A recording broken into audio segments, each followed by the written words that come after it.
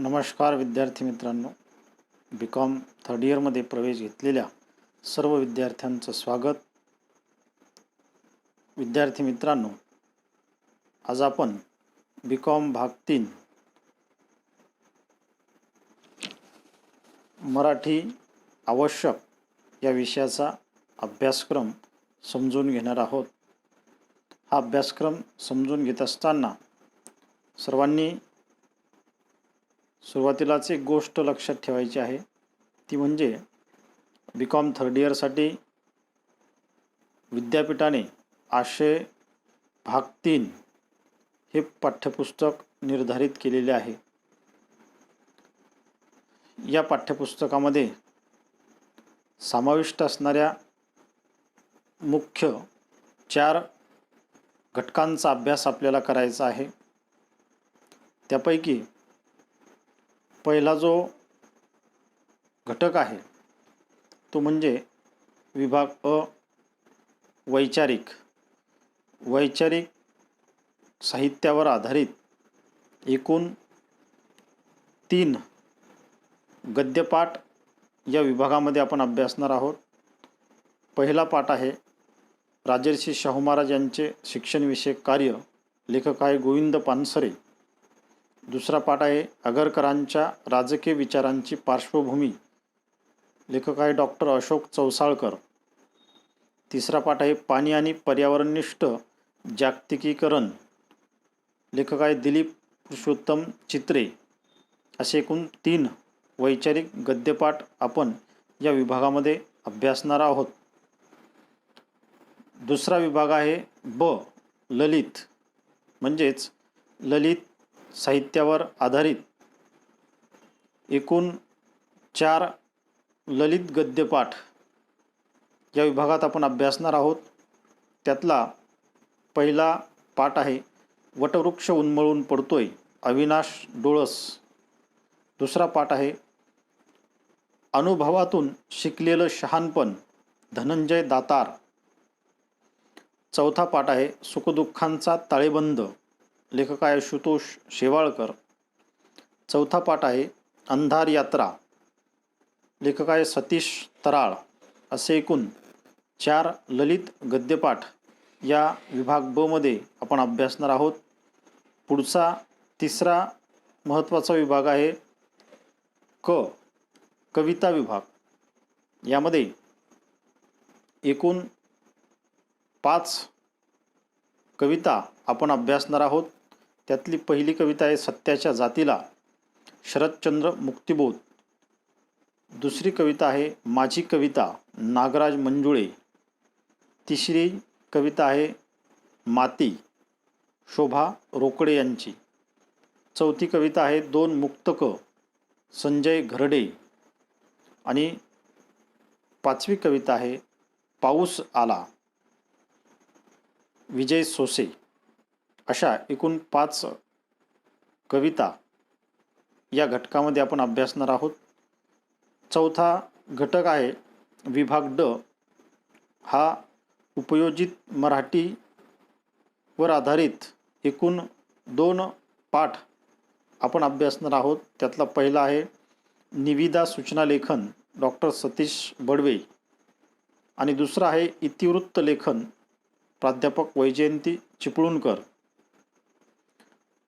अशा प्रकारे एकूण 2 पाठ उपयोजित मराठीवर आधारित असणारे आपण या विभागात शिकणार आहोत. असे एकूण महत्त्वाचे 4 विभाग आशय भाग 3 या पुस्तकाच्या माध्यमातून आपण शिकणार आहोत. तर आता आपण अभ्यासक्रमाची गुणविभागणी कशी आहे हे समजून घेऊया. तर या ठिकाणी आपल्या लक्षात आलं असेल बी.कॉम थर्ड इयर सत्र 5 हे एकूण 50 गुणासाठी असणार आहे. यामध्ये लेखी परीक्षेसाठी 40 गुण असतील, तर अंतर्गत मूल्यमापनाकरता 10 गुण असणार आहे. लेखी परीक्षा ही 40 गुणाची होणार असल्यामुळे एकूण परीक्षेचा कालावधी हा 2 तासाचा असणार आहे. आता आपण लेखी परीक्षेची जी काही गुणविभागणी आहे ती समजून घेऊया. तर एकूण 4 विभागावर आधारित 40 गुणाची लेखी परीक्षा होणार आहे.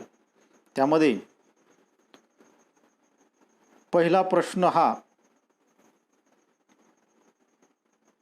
वैचारिक गद्यपाठावर आधारित असून एक दीर्घोत्तरी प्रश्न 8 गुणासाठी विचारला जाणार आहे. परीक्षेत विचारला जाणारा दुसरा प्रश्न हा ललित गद्यपाठावर आधारित असून त्यामध्ये एक दीर्घोत्तरी प्रश्न हा 8 गुणासाठी विचारला जाणार आहे. तिसरा प्रश्न जो आहे तो कविता विभागावर असणार आहे. यामध्ये 2 लघुत्तरी प्रश्न 4-4 मार्काचे असे एकूण 8 गुणासाठी 2 लघुत्तरी प्रश्न विचारले जाणार आहे. चौथा प्रश्न जो आहे तो उपयोजित मराठी या विभागावर आधारलेला असून यामध्ये 4-4 मार्काचे 2 लघुत्तरी प्रश्न असे एकूण 8 गुणांचा प्रश्न विचारला जाणार आहे.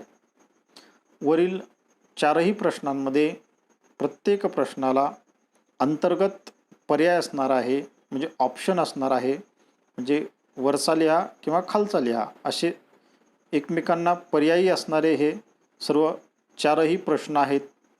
आता 5वा जो प्रश्न आहे तो या ठिकाणी आपल्याकरता सगळ्यात महत्त्वाचा आहे. तो म्हणजे हा यामध्ये 8 वस्तुनिष्ठ प्रश्न 8 गुणासाठी विचारले जाणार आहेत. म्हणजेच ऑब्जेक्टिव्ह टाईप क्वेश्चन 8 गुणासाठी वरील 4ही विभागावर आधारित विचारले जाणार आहे. प्रत्येक विभागामधून 2 प्रश्न वस्तुनिष्ठ बहुपर्यायी स्वरूपाचे विचारले जाणार आहे. अशा प्रकारे आपण विभाग आणि प्रश्नानुसार गुणविभागणी समजून घेतली. आता आपण अंतर्गत मूल्यमापन 10 गुणासाठी असणार आहे ते समजून घेऊया. तर अंतर्गत मूल्यमापन हे एकूण 10 गुणांचं असणार आहे. यामध्ये 2 गोष्टी आहेत. एक आहे घटक चाचणी, दुसरा आहे गृहपाठ. घटक चाचणी ही 5 मार्कासाठी विचारला जाईल आणि गृहपाठ याला देखील 5 गुण असणार आहे. असे एकूण 5 आणि 5 10 गुण हे अंतर्गत मूल्यमापनासाठी असतील. म्हणजे हा एकूण प्रॅक्टिकलचा भाग असणार आहे. तर आता आपण आपल्या लक्षात आलं असेल की BCom थर्ड इयरचं सत्र 5 जे आहे एकूण 50 गुणासाठी आहे. त्यामध्ये 40 गुण हे लेखी परीक्षेला असतील आणि 10 गुण हे अंतर्गत मूल्यमापनाचे असतील, म्हणजे प्रॅक्टिकलवर आधारित असणारे आहेत. त्यामध्ये एक घटक चाचणी होणार आहे आणि गृहपाठाला 5 मार्क आहे, घटक चाचणीला 5 मार्क आहे. असे एकूण 10 गुणासाठी अंतर्गत मूल्यमापन केलं जाणार आहे. आता तुमच्या दृष्टीने सगळ्यात महत्त्वाची गोष्ट म्हणजे लेखी परीक्षा ही 40 गुणांसाठी असणार आहे आणि अंतर्गत मूल्यमापन 10 गुणासाठी असणार आहे.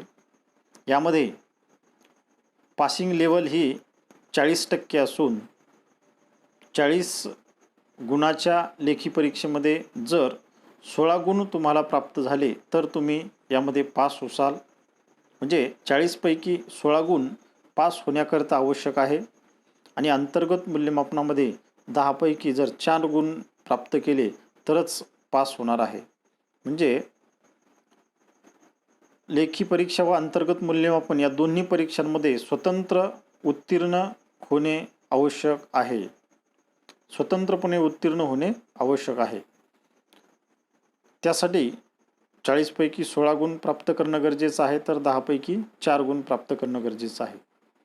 अशा प्रकारे आपण BCom थर्ड इयरचा सत्र 5चा